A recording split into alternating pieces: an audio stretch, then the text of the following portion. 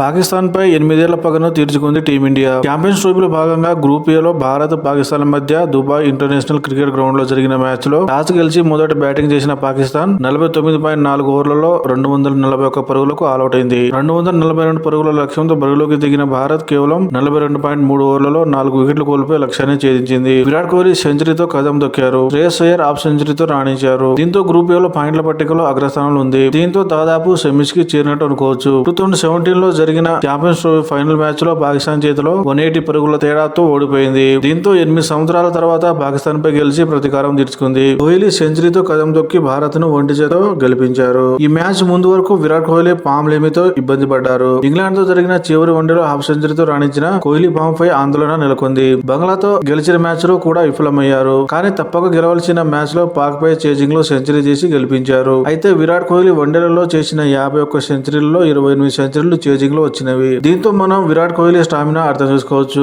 సచిన్ టెండూల్కర్ కేవలం 17 సెంచరీలు చేజింగ్ లో చేశారు. అదే విధంగా పాకిస్తాన్ అంటే విరాట్ కోహ్లీకి పూనకం వచ్చినట్టు బ్యాటింగ్ తో చెలరేగిపోతారు. ఇప్పటి వరకు పాకిస్తాన్ పై 4 సెంచరీలు చేస్తే అందులో 2 సెంచరీలు చేజింగ్ లో వచ్చినవి. ఆసియా కప్ లో భాగంగా మార్చి 18, 2012 న బంగ్లాదేశ్ లోని ఢాకాలో జరిగిన మ్యాచ్ లో మొదట బ్యాటింగ్ చేసిన పాకిస్తాన్ నిర్ణీత 50 ఓవర్లలో 6 వికెట్లు నష్టపోయి 329 పరుగుల భారీ స్కోర్ చేసింది. మహమ్మద్ హఫీజ్, జంషెడ్ సెంచరీలతో రాణించారు. అనంతరం 330 పరుగుల లక్ష్యంతో బరిలోకి దిగిన భారత్ 0 పరుగుల వద్ద గంభీర్ డకౌట్ అయ్యారు. వన్డౌన్లో వచ్చిన విరాట్ కోహ్లీ 148 బంతుల్లో 183 పరుగులు చేసి ఒంటి చేత్తో మ్యాచ్ స్వరూపాన్ని మార్చేశారు. దీంతో టీమిండియా 47.5 ఓవర్లలో లక్ష్యాన్ని ఛేదించింది. ఈ మ్యాచ్ లో టీమిండియా గెలుస్తుందని ఎవరికి నమ్మకం లేదు. కానీ విరాట్ కోహ్లీ అసాధ్యాన్ని సుసాధ్యం చేశారు. ఈ మ్యాచ్ సచిన్ టెండూల్కర్ కి ఆఖరి వన్డే మ్యాచ్ కావడం విశేషం. మళ్లీ పాకిస్తాన్ తో చేజింగ్ లో సెంచరీతో ఛాంపియన్స్ ట్రోఫీ 2025 లో టీమిండియాను గెలిపించారు. ఈ మ్యాచ్ లో విరాట్ కోహ్లీ 14,000 మైలురాయిని చేరుకున్నారు. మొత్తానికి విరాట్ కోహ్లీకి ఒత్తిడిలో చేజింగ్ లో సెంచరీ చేయడం అలవాటుగా మారింది.